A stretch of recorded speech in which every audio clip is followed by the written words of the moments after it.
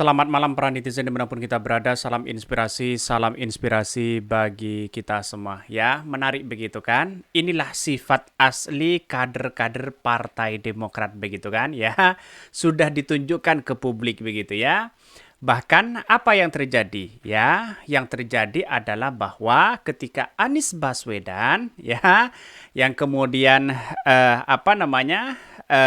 dari kemarin begitu ya dalam acara ya ketemu dengan Partai Keadilan Sejahtera atau PKS begitu kan ya bareng ribuan para kader PKS di situ di Tasikmalaya begitu ya dalam artian bahwa kenapa Partai Demokrat ya kader-kader Demokrat mengomentari seperti ini begitu kan ini Wan Abud pandai berkata-kata, ya, nggak ada sejarahnya orang Yaman memimpin negeri kami. Ingat itu. Inilah, ya, sifat aslinya sudah ditunjukkan kepada publik apa yang sebenarnya, begitu ya. Wajar sekarang mengapa sih Partai Demokrat agak gegabah ya keluar dari koalisi perubahan? Ya, karena bukan AHY cawapresnya. Jawabannya kan sederhana, begitu kan. Jadi artinya apa? Artinya politik kita kan dinamis begitu kan ya. Melihat dari perkembangan dari waktu ke waktu ya menurut saya pribadi santai-santai aja begitu kan. Mau berlabuh kemana? Sejelas yang Ganjar tidak sejalan Pak SBY dengan Ibu Megawati begitu kan ya. Apakah dia akan berlabuh kepada Partai Demokrat? Ya tidak menjadi masalah. Oke lah bisa masuk begitu. Tapi bukan posisi cawapres juga sama di situ begitu kan. Malah konstituennya begitu ya akan terancam begitu. Akhirnya masyarakat dan memilih Partai Demokrat akan terancam begitu kan. Bisa saja tidak masuk parlemen begitu ya. Dari semua cuitan kader dari anggota Demokrat di medsos yang membabi buta mengumbar kemarahan dengan kata perkataan yang tak beradab. Dan itu ya, gue ambil kesimpulan kalau Partai Demokrat adalah partai bocah ingusan. Wow, luar biasa kritikan dari netizen begitu ya. Ternyata apa yang terjadi? Orang-orang yang kemudian simpati kepada Partai Demokrat, sok mendukung Partai Demokrat, tapi tahu-taunya itu adalah pendukung Pak Ganjar dan Pak Prabowo begitu kan. Saya alami begitu kan di berbagai media sosial saya lihat kok ini kok simpati sekali kepada Pak ke Demokrat begitu kan. Ada apa? Setelah saya lihat begitu dari share-sharean mereka begitu kan yang diupload mereka begitu di Twitter begitu ya. Ternyata dia pendukung Pak Ganjar begitu. Artinya apa? Ya sok perhatian ya seolah-olah ya didolimi dan sebagainya begitu. Itulah cara-cara mereka yang kemudian tidak mampu bernarasi begitu ya. Kira-kira seperti itu begitu ya.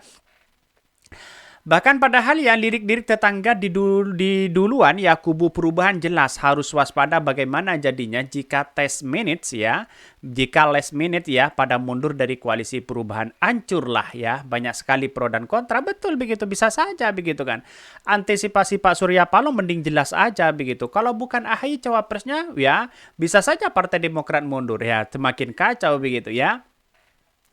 Dia lahir kapan ya? Nggak tahu sejarah Indonesia. Orang-orang keturunan dari Yaman banyak berjuang demi kemerdekaan Indonesia. Dia juga tahu siapa pencipta lagu Indonesia Raya, siapa pencipta lambang negara. Ya artinya komentar-komentar dari para kader Demokrat sudah tahu, sudah ditujukan begitu bagaimana sifat aslinya begitu kan.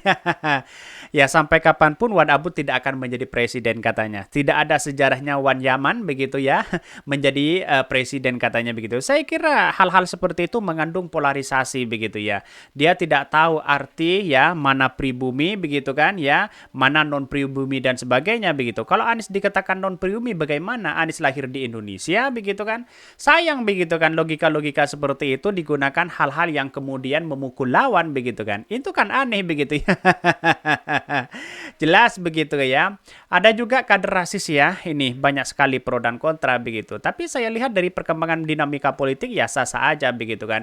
Yang namanya politik ya seperti itu begitu ya.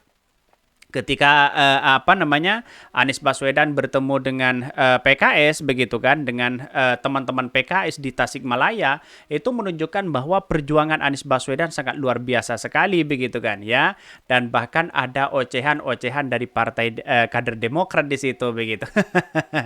Wajar, itulah demokrasi kita begitu kan. Tetapi menurut saya pribadi saya menyikapi santai-santai aja begitu kan. Semakin Partai Demokrat berkomentar seperti itu begitu kan kan ya, semakin pula menunjukkan bahwa menunjukkan sifat aslinya di situ begitu. Ya bayangkan di situ. Karena pada hakikatnya begini, dalam persatuan kita begitu kan, dalam bangsa kita begitu kan. Kalau ada sesuatu yang kemudian hanya dengan menggunakan cara-cara seperti itu, saya kira semua orang akan enggan untuk memilih Partai Demokrat begitu kan, ya. Ya jelas di situ begitu. Kita tunggu saja bagaimana nanti nasibnya begitu ya. Anies justru lebih dahulu mempertontonkan ya pelintat-pelintut yang nggak berani saya, katanya begitu ya. Bahkan Partai Demokrat digerogoti oleh kader dan pendukungnya sendiri. Anies ya, dan nggak ngaruh tuh ya, haha. Ini Bang Jansen malah banyak yang nggak simpati sama Demokrat. Ini banyak sekali pro dan kontra begitu. Ya semakin banyak yang tidak simpati kepada Demokrat begitu. Kenapa? Karena di satu sisi sudah tahu bagaimana Partai Demokrat ya, bagaimana Pak SBY dulu begitu ketika dengan Nur Wahid begitu kan ya, sudah pas ya, sudah fix di situ untuk menjadi salah satu calon dan wakil calon begitu kan ya, presiden dan wakil presiden, tapi taunya milih Budiono begitu di situ. Tapi kan itu sekedar melihat flashback ke belakang. PKS tidak marah, santai aja, tidak kecewa begitu kan. Bahkan ya tetap mendukung Pak SBY pada waktu itu begitu ya. Dan Pak Adirnya sekarang kenapa begitu kan ya?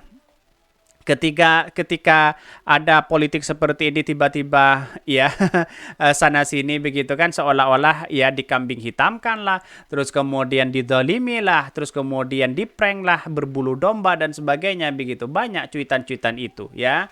Kalau tidak ingin kalah, kalau tidak ingin terpilih untuk menjadi cawapres begitu kan, ya mending menurut saya pribadi ngapain ada kontestasi itu begitu ya.